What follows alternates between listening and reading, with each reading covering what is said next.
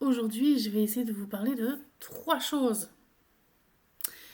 Première, je vais essayer de faire un petit update sur le handicap. Ensuite, je vais vous parler de la cagnotte que j'ai mise sur les réseaux.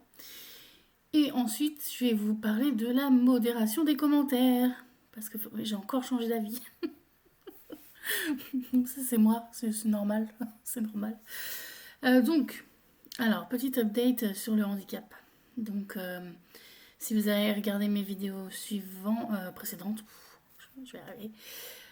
En gros, il y a plein d'étapes avant que je réussisse à avoir le fauteuil.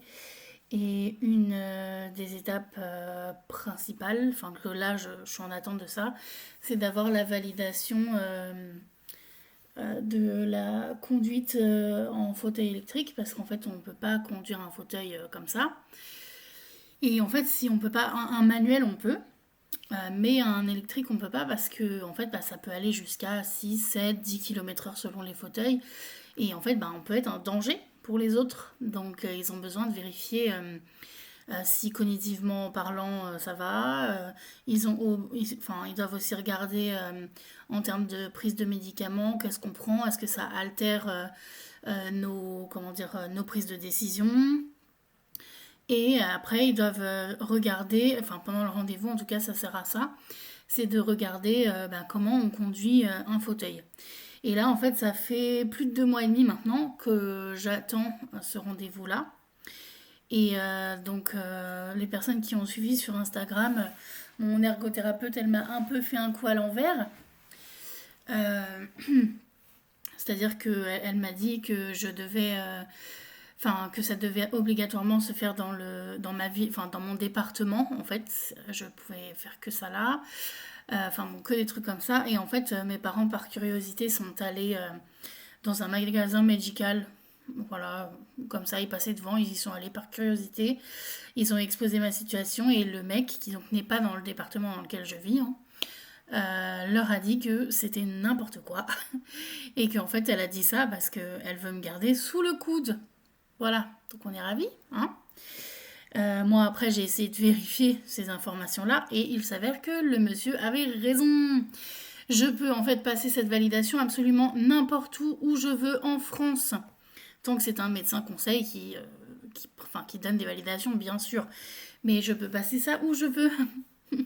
Donc non, j'ai pas à attendre tout ce temps. C'était pas obligatoire.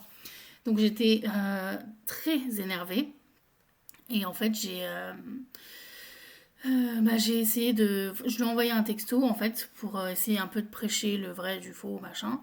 Et j'ai dit voilà, vous m'aviez dit qu'on devait passer à la validation dans tel hôpital. Et dans mes souvenirs, ça c'était vrai. Hein. Mais elle m'a dit qu'il y avait d'autres moyens de passer la validation, mais qu'en passant par cet hôpital-là, c'était pratiquement sûr à 95% que j'allais avoir la validation. Alors que les autres, pas forcément. Parce qu'évidemment, ça dépend du médecin conseil. C'est-à-dire que si il trouve que la situation dans laquelle je suis ne mérite pas d'être dans un fauteuil roulant, il peut très bien ne pas m'accorder la validation. Et c'est comme tout, c'est ce qu'elle m'avait dit, il y a des médecins qui sont cons, voilà.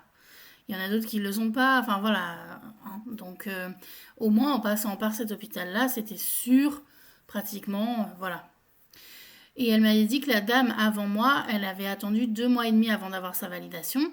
Donc moi, là, en fait, j'ai utilisé ça. Je lui ai dit, est-ce qu'on est obligé d'aller à cet hôpital-là? Parce que dans mes souvenirs, il y avait d'autres moyens de le faire.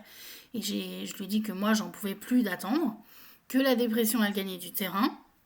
Et je lui ai aussi dit que, voilà, ça y est, ça faisait 2 mois et demi que j'attendais comme la dame avant moi. Donc, voilà, j'aimerais savoir ce qu'il en est. Et est-ce qu'on est obligé de faire la validation dans le département où je vis? Et en fait, elle m'a appelé 5 minutes après pour me dire oh là là, madame, je ne savais pas que vous étiez dans cet état-là. J'avais pas senti l'urgence jusque-là. Et j'ai dit mais c'est normal en fait. Moi, je vous ai vu 3 fois dans ma vie. La première fois, certes, c'était un rendez-vous bilan, mais moi, j'avais de la pudeur. Enfin, je vais pas. j'allais pas exploser, je vais pas me mettre à pleurer toutes les larmes de mon corps et être vraiment dans le mal face à une personne que je connais même pas. Et on peut parler de la douleur, mais montrer un état émotionnel spécifique à une personne que je connais pas, que je vois pour la première fois de ma vie, et que en plus de ça, j'ai la sensation que je dois convaincre que ma situation est légitime, je me voyais pas en fait. J'allais pas, voilà, donc j'ai rien dit.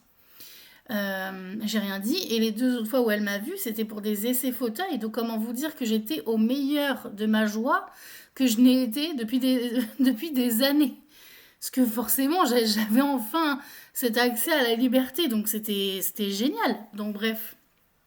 Donc je dis, voilà, j'avais un minimum de pudeur et peut-être que je ne vous l'ai pas fait ressentir, mais oui, j'en suis là. Donc ça devient vraiment urgent. Et la dame là m'a dit, est-ce que vous êtes disponible les jeudis? J'ai dit, mais moi je suis disponible quand vous voulez. Je suis là maintenant, tout de suite même. Moi j'avertis juste mon responsable que je peux avoir un rendez-vous médical du jour au lendemain et vous me dites si c'est possible que ça se passe comme ça. Moi, je l'avertis, il est au courant, il sait que c'est important pour moi.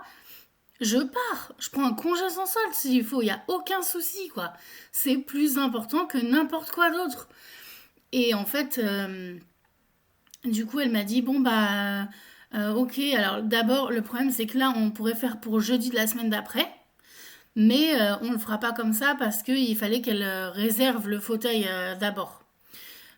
Donc elle m'a dit qu'elle reviendrait vers moi, qu'elle allait réserver le fauteuil et que dès que c'était réservé, là elle allait me recontacter pour voir pour quel jeudi ce serait, mais qu'elle connaît un hôpital dans un autre département qui fait des validations à la chaîne. Donc voilà, elle devait me rappeler, machin. Donc elle m'a bien mytho. Et je lui ai dit, je lui ai dit ça. J'ai dit, mais je comprends pas pourquoi on l'a pas fait avant alors. Et là, elle s'est un peu agacée. C'est ce qui me fait rire. C'est moi qui devrais être énervée. Où elle m'a dit, mais en fait, vous n'êtes pas toute seule. On a plein de gens à faire passer. En plus de ça, je prends le créneau d'un de mes collègues parce que c'est pas son département à elle. Voilà. Et elle m'a dit qu'on allait là parce que moi je vis dans ce département-là, que j'avais ma demande MDPH en attente et et que c'était plus simple en fait de faire comme ça. Oui, en fait c'est ça la finalité. C'est que pour elle c'était plus simple de faire comme ça.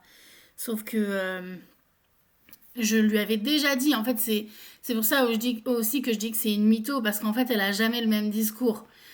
La fois d'avant, je lui avais déjà dit qu'avec mes parents, on n'attendrait pas le retour de la MDPH. Parce que là, c'est vraiment très urgent pour ma santé mentale, en fait. Ça devient très, très compliqué d'attendre. Et bref, donc du coup, elle m'a sorti l'exemple de la MDPH, mais là, j'ai rien dit, ça sert à rien de toute façon. Je suis obligée de garder un bon contact avec eux, parce que s'il arrive un problème avec mon fauteuil, c'est ces gens-là que je dois aller voir pour faire les réparations. Donc je peux pas me permettre de lui en foutre plein la gueule en fait. D'ailleurs, on en a rigolé avec mon père l'autre jour et il m'a dit ouais mais moi je peux, elle me connaît pas. Et j'ai dit ouais c'est bon, vas-y. Enfin bref. Et donc voilà, et elle m'a dit normalement, elle m'a rappelé donc après encore, pour me dire normalement ça peut être tel jour. Et j'ai dit oui mais là encore une fois vous me dites normalement, donc ça veut dire que c'est pas sûr. Et moi, je veux du sûr maintenant. Avec elle, je veux du sûr. Parce que des on dit, c'est bon, il y en a marre en fait. Et elle m'a dit, j'ai un accord oral, il faut attendre d'avoir la convocation. Donc, ben, moi, ça doit faire pratiquement 2 semaines que je le sais. Mais j'en ai pas parlé, non, une semaine environ. Mais j'en ai pas parlé parce que, en fait, tant que j'avais pas le truc écrit, moi, je me suis dit, ça sert à rien de dire des trucs et tout. Et même moi, de me faire plaisir pour finalement que derrière, bah, ça soit encore pas ça, que ça soit reculé et que juste je sois contente, mais que ça soit une carotte, quoi. Donc j'ai lâché l'affaire, j'attendais et je regardais mes mails tous les jours, plusieurs fois par jour et rien, rien, rien, rien. Et là, mes parents, ils sont venus me voir hier et ils sont passés à la boîte aux lettres au passage et là, ils me font, tiens, une lettre de l'hôpital. Et moi, je pensais que c'était la salpêtrière parce que je vais avoir rendez-vous. J'ai un rendez-vous, j'ai une hospitalisation de jour le 4 juillet. Voilà, je me suis dit que c'était ça. J'ai pas... Et là, mon père, il m'a dit, je suis fait ah d'accord. Il me dit le nom de l'hôpital, qui n'est pas la salpêtrière. Et là, je fais oh, et du coup, j'ai bien ma lettre. Je sais pas si je peux la montrer. Non, bon, enfin, on s'en fout. Mais c'est écrit donc consultation et j'ai donc rendez-vous le 23 juin dans cet hôpital pour faire le rendez-vous de validation. Ah, punaise. Oh là là. Je l'ai tellement attendu ce rendez-vous. Oh mon Dieu, c'est... Oh là là là. Je suis trop contente. Je suis trop contente d'avoir ce rendez-vous, bordel. Je l'ai attendu, mais tellement attendu. Voilà, donc je suis contente, j'ai ça. Et donc du coup, pour anticiper un peu la suite, j'ai déjà directement dit à l'ergothérapeute, ok, est-ce que je peux avoir le devis du fauteuil? Et je lui ai dit, est-ce que je peux aussi avoir les dimensions du fauteuil et est-ce qu'on est sûr que la batterie du fauteuil, elle va bien dans les avions? Parce qu'il faut savoir ça, c'est qu'il y a des batteries de fauteuil qui ne vont pas dans les avions à cause du taux de lithium qu'il peut y avoir dedans. Il y a certains pilotes qui décident que telle batterie, telle batterie, telle batterie, ça ne va pas dans leur avion parce que c'est un trop gros risque. Et le truc, c'est que moi, j'ai envie que ça aille dans les avions parce que je sais pas combien de temps je serai en fauteuil. Peut-être que dans 5 ans, j'arriverai à en sortir. Peut-être que en fait, ça va me durer 10 ans. Peut-être que je vais finir ma vie en fauteuil. Je ne sais pas d'avance, en fait. Je ne peux pas savoir. Donc, je pars du principe qu'il faut que je pense tout de suite jusqu'à la fin de ma vie. On ne sait pas. Et du coup, moi, je vais avoir envie de voyager. Je rêve d'aller à New York depuis que je suis ado. Donc, un jour ou l'autre, je vais voyager. Et si c'est pas à New York, c'est ailleurs. Voilà, je pense que je vais reprendre l'avion encore au moins une fois ou plusieurs fois dans ma vie. Donc, je veux avoir la possibilité de pouvoir le faire. Sauf que quand j'envoie ça à l'ergothérapeute, elle me répond devis après validation. Elle écrit juste ça. Hein. Je dis ok. Sachant que la dernière fois que je lui ai demandé un devis, c'était pour le fauteuil qui coûtait 19 000 balles. Elle a mis plus de 2 semaines à me l'envoyer le devis. Donc en fait, le problème, c'est pas qu'elle mette 2 semaines, elle a sûrement d'autres trucs à faire. C'est juste que moi, j'anticipe parce que je sais qu'elle prend du temps.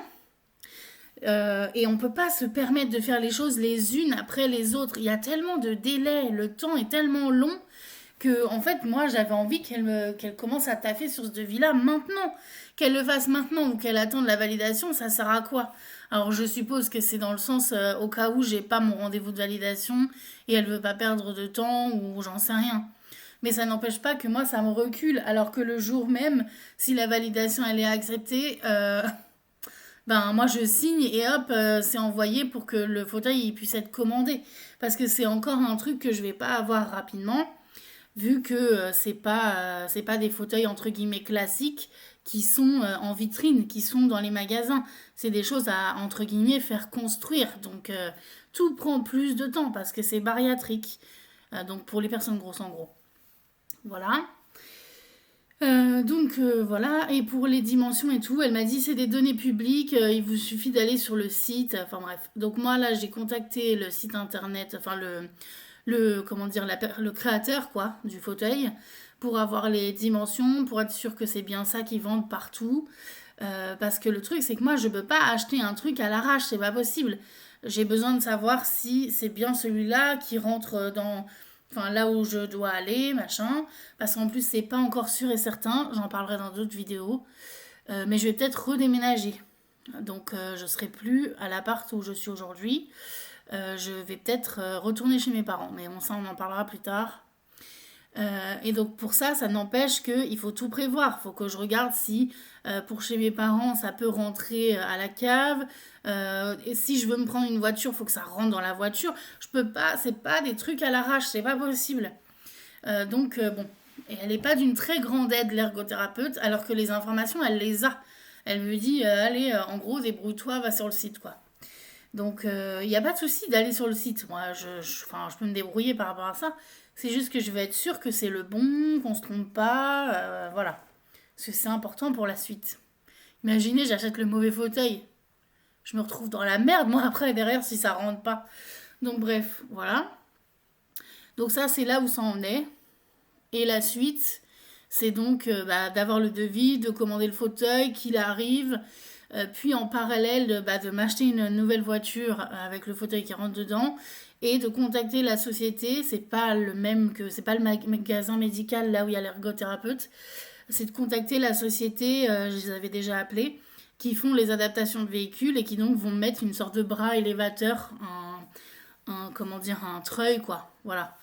C'est pas une pente, machin, ça marche. C'est pas une pente, c'est pas très adapté pour les personnes comme moi qui ont du mal à rester debout longtemps en fait. Dans ces cas-là, le mieux c'est le treuil parce que ça prend, ça lève et moi j'ai juste à guider pour mettre dans mon coffre et après basta. Alors que les pentes, ça prend du temps à installer, désinstaller, etc. Et en fait, tu prends plus de temps à faire ça, donc du coup tu es longtemps debout, donc tu es plus fatigué, donc enfin voilà. Bon, en gros, ça c'est l'update pour le fauteuil. Maintenant, on passe à la suite. Bon, c'est en rapport, hein. Mais donc du coup, moi je suis transparente hein, sur les montants. Le fauteuil, alors j'ai pas le devis officiel, mais elle m'avait dit que ça tournait autour de 9 000 à 10 000 euros. Donc ça se trouve, c'est même plus que ça, puisque j'ai pas encore le vrai devis.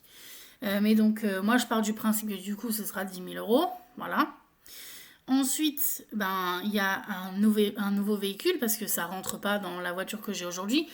Et même si ça rentrait dedans, ma voiture, elle est tellement pourrie que de toute façon, avant même que je pense à acheter un fauteuil ou que ça soit un truc en moi, je savais que d'ici 1 ou 2 ans maximum, il allait falloir que je change de bagnole. Donc de toute façon, ça allait arriver incessamment sous peu. Donc il faut que j'achète une voiture. Sauf que il n'y aurait pas eu de fauteuil, j'aurais pris une occasion et peut-être que j'aurais pas mis. Enfin, moi, je voulais pas mettre plus de 10 000 euros dans une voiture. Je voulais pas. Sauf qu'en fait, la réalité, c'est que 10 000 euros, si on regarde bien, c'est une occasion, mais c'est pas une récente. Enfin, c'est vite compliqué en fait. Enfin, et ça me dérangerait pas si il y avait pas le fauteuil, parce qu'en fait, je vais installer un bras dans le coffre et ce bras-là, il me coûte 5 000 balles environ, pareil. Ça, c'est ce que j'avais demandé à la société. Elle m'a dit que ça coûtait environ 5 000 euros. Donc, je sais même pas. Ça se trouve pareil, ça coûte plus cher. Je sais pas. Donc, elle m'a dit ça coûte environ 5 000 euros. Donc, 10 000 balles de fauteuil plus le bras, ça fait déjà 15 000 euros. Et la voiture, j'ai regardé. Donc, oh oui, je vais m'en prendre une d'occasion. Je vais pas m'en prendre une neuve, c'est pas possible. Mais donc, pour avoir une voiture qui tient à peu près la route, qui reste d'occasion, qui soit à peu près récente, et que je puisse garder pas mal longtemps, c'est à peu près du 20 000 balles, quoi. Ça peut être un peu moins, mais bon, voilà. Donc, en gros, c'est à peu près 35 000 euros. Évidemment, je n'ai pas cet argent. Je n'ai pas cet argent. Je suis agent administratif dans une boîte de transport. Je touche légèrement plus que le SMIC. Mais légèrement, vraiment légèrement. Je suis plus proche du SMIC que je suis proche de 2000 balles, quoi, hein. Et bien plus, hein, d'ailleurs. Et comment dire, je suis précaire. C'est-à-dire que j'ai la chance d'avoir mes parents qui peuvent m'aider. Sinon, j'aurais pas le logement dans lequel je suis aujourd'hui. Je n'ai pas les moyens d'avoir un logement. Je pourrais pas. Même avec les aides et tout, je suis toute seule, en fait. Et tout seul, c'est en fait, les logements, tous les trucs comme ça, c'est fait pour les vies de couple, en fait, ou pour les personnes qui sont deux, peu importe si on est en couple ou pas, mais être au moins en colocation ou des trucs comme ça. Quand on est tout seul et qu'on doit vraiment tout gérer financièrement et tout, mais ça coûte un bras. C'est pas fait pour, en fait. Alors qu'au moins, quand on est deux, on peut mettre 400 chacun. Déjà, avec un loyer de 400 euros, ce serait mieux qu'un loyer de 705, quoi. Ça fait mal au cul. Donc bref, et puis la vie coûte cher, enfin bref, je vous apprends rien, hein. Voilà. Donc moi je m'en sors pas, hein. Clairement je m'en sors pas. Mes parents ils vont essayer de m'aider, mais 35 000 euros quoi. Ça va les dépouiller, enfin. Et d'ailleurs, enfin, on n'a pas Voilà, on n'a pas cet argent. C'est-à-dire que oui, mes parents, ils m'aident, mais ils sont pas riches comme Crésus non plus, quoi. Donc, euh, donc bref. Et puis, on m'a mis l'idée d'une cagnotte dans la tête, parce que de base, moi, j'y pensais absolument pas. Mais évidemment, au début, j'étais dans le refus pur. Parce que j'ai cette envie d'indépendance, de réussir les choses par moi-même. Ces trucs-là, en fait, c'est compliqué de demander de l'aide. C'est compliqué. À la limite, en plus, quand on demande de l'aide, bah, ça va être assez proche. Mais c'est difficile, voilà, de dire, ben, j'ai besoin. Je sais pas comment je vais faire autrement. Voilà. Donc, il y a une phrase, en tout cas, qu'on m'a dite. Et je l'ai retenue parce que je sais pas, c'est ce qui m'a fait changer d'avis. Et si la personne qui me l'a dite regarde cette vidéo, elle saura que c'est elle. Euh, mais c'était bien sûr que, enfin, je sais plus exactement les mots, mais que en gros, bien sûr, il faut que je sois d'accord pour faire une cagnotte. Que en gros, ma culpabilité, il fallait que je la garde pour mes séances avec ma psy. Et c'était dit en plus de façon tellement cash. Enfin bref, je j'ai apprécié. Je me suis dit que cette personne avait raison et qu'en fait j'étais juste con parce que oui, c'est une somme que je n'ai pas et si des personnes sont ok pour pouvoir m'aider, euh, ben pourquoi je laisse pas la chose faire? Et cette personne qui m'a dit ça, elle m'a aussi dit que j'étais pas moins légitime que n'importe quelle autre personne qui fait des cagnottes, peu importe les raisons. Il peut y avoir des cagnottes pour des mammectomies, en fait, en réalité, pour absolument tout et n'importe quoi. Et je suis pas moins légitime qu'une autre personne. Et je sais pas, c'est ce qui m'a, ça a été la phrase finale qui m'a convaincue. Et je me suis dit, ben ouais, au bout d'un moment, il faut savoir accepter les mains tendues et surtout dans les moments où c'est aussi compliqué. C'est pas juste, entre guillemets, hein, 10 000 euros, c'est 35 000.